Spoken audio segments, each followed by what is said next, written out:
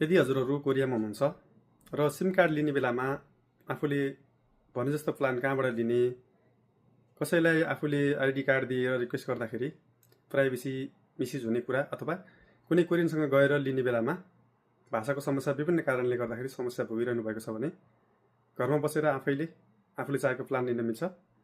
यदि हजुरहरूलाई त्यो बारेमा जानकारी छैन भने आउनुहोस् भिडियो हेरौँ। नेभर भन्ने एप्लिकेसन छ, त्यसमा जानुहोस्। छैन भने प्ले स्टोरमा अथवा एप स्टोरमा डाउनलोड गर्न सक्नुहुन्छ।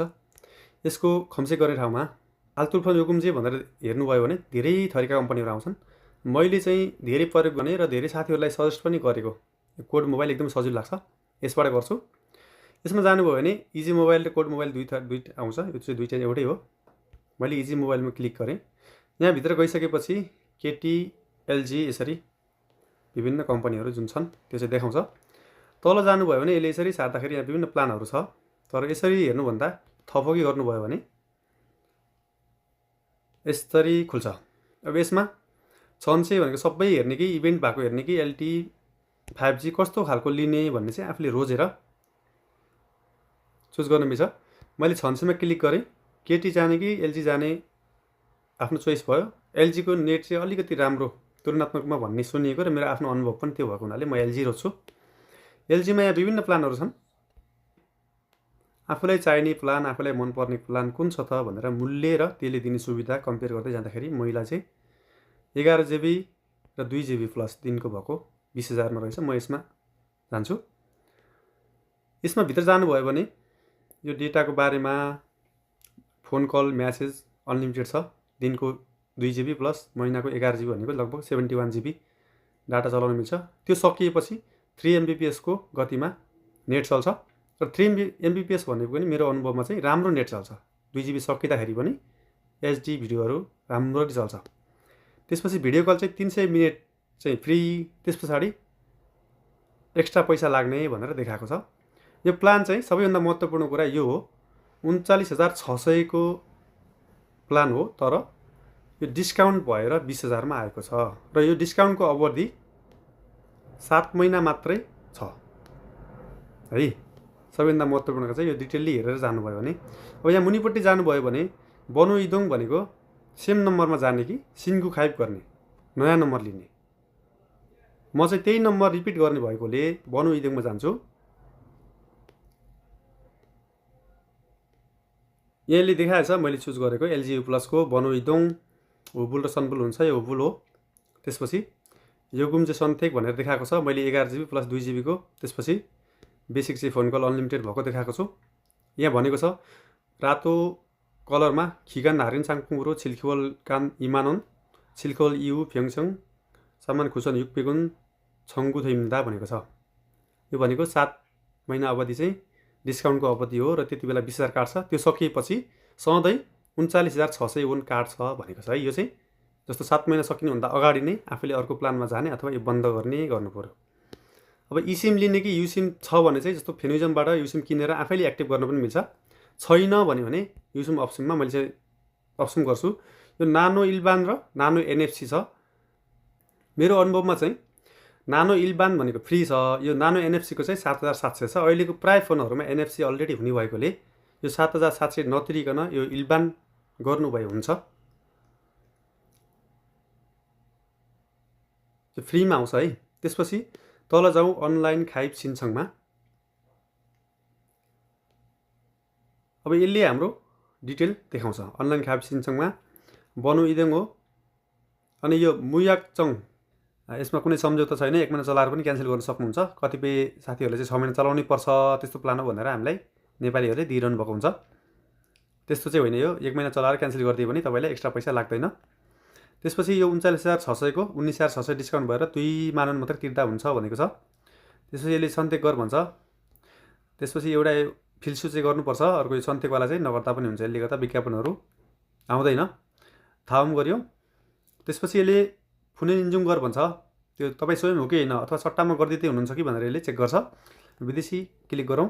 त्यसपछि यहाँनिर नाम टाइप गर्दाखेरि सबै क्यापिटल अक्षरमा लेख्नुपर्छ, नत्र पछाडि मिलेन भन्छ है। म मेरो नाम टाइप गर्छु। मैले सिल्मियाङ इन्जुङ गर्छु, यसले सङखुङ भयो भनेको छ। मैले प्राइभेसीको कारणले यो चाहिँ रेकर्ड गरेको छैन। यो थुङडुचुङ फाल्गु बिल्चा भनेको तपाईँको आइडीको अगाडिपट्टि कहिले बनेको थियो भनेर त्यहाँ डेट हुन्छ।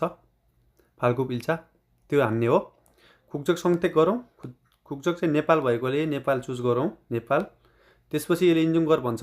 यो सिनुङ खादी इन्जुङ, नेइबे इन्जुङ, गिथा खाफेङ इन्जुङ। खाफेङ इन्जुङ सजिलो लाग्ने भएकोले म चाहिँ खाफेङ इन्जुङ गर्छु। त्यसमा पनि काकाबाट एकदमै सजिलो हुन्छ। काकामा पासबाट म चाहिँ काकामा जान्छु। त्यसपछि मेरो नाम, मेरो detail, date of birth, mobile number सबै हान्छु। र यसमा पनि नेम टाइप गर्दाखेरि पुरै क्यापिटल अक्षरमा टाइप गर्नुहोस्। यसरी काकाले भेरिफिकेसन कम्प्लिट भयो भनेर म्यासेज पठाइसकेपछि तपाईँ फेरि ब्याक जानुहोस् अघिको होम पेजमा। यस्तो आउँछ। यसलाई इन्जुङ भ्याल्यु गर्नुहोस्। इन्जुङ सङखुङ सुमिता भनेको छ। त्यसपछि यसले मेरो डिटेल देखाउँछ। त्यसपछि यनला खानुङहान छोना बनो भनेको छ। यसमा चाहिँ तपाईँलाई सम्पर्क गर्न सक्ने नम्बर टाइप गर्नु। त्यसपछि यहाँ आफ्नो इमेल हाल्नुहोस्। त्यसपछि ठेगाना हाल भन्छ। ठेगानामा जाउँ। यहाँ गएर आफू बसेको एरियाको ठेगाना हाल्नुहोस्।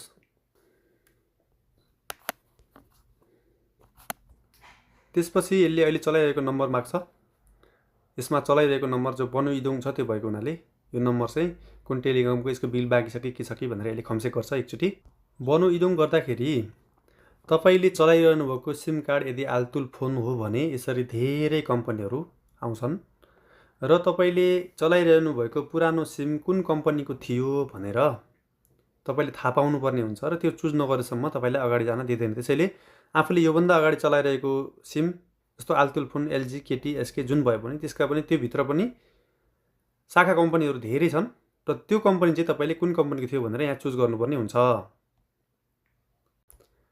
मैले चलाइरहेको चाहिँ इजी मोबाइल केटी हो है। म अहिले एलजीमा जाँदैछु केटीबाट, त्यही भएर मैले चाहिँ यो चुज गरेँ। यो चाहिँ हुबुल र सनबुल रोज्न मिल्छ। हुबुल भनेको चाहिँ चलाइसकेपछि तिर्ने महिनाको अन्तिममा, सनबुल भनेको चाहिँ महिना सुरुभन्दा अगाडि नै तिर्ने भनेको हो। यसमा युसिम अप्सुम गरेको छ। उसले आफै युसिम पठाइदिन्छ। सिम कार्ड कुन हो भनेर फेरि पनि यसले खम्से गरेको छ। नानो इल्बान मैले थाम गरेँ। त्यसपछि यसले फेसोङ छङबो भन्छ। यो चाहिँ तपाईँलाई सिम कार्ड पठाइदिनु पर्ने भएकोले तपाईँलाई कुन सुसुमा फेसोङ गरिदिने हो भनेर सोधेको हो। अनि यहाँ देखाएको छ खाइब छङबो वा थुङ्गिल गरेको है। यसलाई क्लिक गऱ्यो भने चाहिँ तपाईँले अगाडि जुन जुन छुसो हान्नुभएको थियो त्यही छुसोमा त्यही नम्बरमा यसले अटो पठाइदिन्छ। अब यसलाई थाउम गरेपछि अनि यहाँ चाहिँ यसले देखाउँछ खेइन छङबो वा थुङ्गिल। आफ्नो अगाडि जस्तो कसैले चाहिँ कार्डबाट इन्जिङ गरेको छ भने त्यो कार्ड नम्बर चाहिँ त्यही हाल्ने हो कि भनेर देखाउँछ। अथवा खेजुआइछे भनेको चाहिँ आफूले मोबाइलबाट ट्रान्सफर गरिदिने हो भने चाहिँ खेजुआइछे पनि गर्न मिल्छ यसरी है। यो खेजुआइछे गर्न चाहिँ बिर्सिने, झ्याउ हुने, महिनै पछि पठाइरहनु हुँदाखेरि मैले चाहिँ सिन्डिङ गर्छु। तर मैले अघि काकाबाट इन्जुङ गरेको हुनाले यसलाई मैले यसरी गरेँ भने पनि यसले यहाँ कुनै पनि डेटाहरू देखाउँदैन है। आफै मैले आफ्नो कार्ड नम्बरहरू डिटेल हाल्छु। आफ्नो पेमेन्ट डिटेल हालिसकेपछि यसले इमेलबाट बिल माग्ने कि मेसेजबाट माग्ने भन्छ। म चाहिँ मेसेजबाट माग्छु किनभने इमेल घरिघरि खोजिरहनु पनि झ्याउ हुन्छ। र सिन्छङ क्वाल्यो थ्वेसमिदा भनेर यसरी देखाउँछ। यो चाहिँ छुमुन गरेको छुमुन बन्नु छ। यो हालेर मेरो चाहिँ के भइरहेको छ भनेर हेर्न मिल्छ है। यसलाई चाहिँ हजुरले स्क्रिनसट गरेर राख्नु भए पनि पछि यो मेरो के भइरहेको छ, सिन्छङ गरेको थिएँ, आयो कि आएन कि, कुनै समस्या भयो कि भनेर यसबाट हेर्न मिल्छ। यसरी आफूले चाहेको प्लान आफ्नो हिसाबले दिन मिल्छ। मलाई यहाँ मेसेज पनि दिइसकेको छ इजी मोबाइल खेतोङ सिन्छङ आन्ने दुरिमिदा भनेर। यो चाहिँ खेतेङ भएको छ भनेर यसले मेसेज पठाइसकेपछि यसरी आफैले लिन सकिन्छ। आजको भिडियो हजुरलाई कस्तो लाग्यो? कुनै कुरा बुझ्नु भएन अथवा कन्फ्युज हुनुभयो कतै भने कमेन्ट गर्न सक्नुहुन्छ। यदि राम्रो लाग्यो भने अन्य साथीहरूसँग पनि पुर्याइदिएर सहयोग गर्न सक्नुहुन्छ। त्यसले मलाई पनि सहयोग हुन्छ, प्लस जसले यो विषयमा जानकारी लिन खोज्नु भएको छ उहाँहरूको लागि पनि सहयोग हुन्छ। आशा गर्छु आजको भिडियोले हजुरहरूलाई केही न केही भए पनि नयाँ कुरा सिकाउनेछ र सहयोग पुर्याउनेछ। आगामी दिनहरू पनि यस्तै भिडियोहरू बनाउने छु। त्यसको लागि मसँग जोडिनुपर्ने हुन्छ। दिनहरूमा पनि यस्तै भिडियोहरू हेर्न चाहनुहुन्छ भने च्यानललाई सब्स्क्राइब गर्नुहोला। फेरि अर्को भिडियोमा भेटौँला।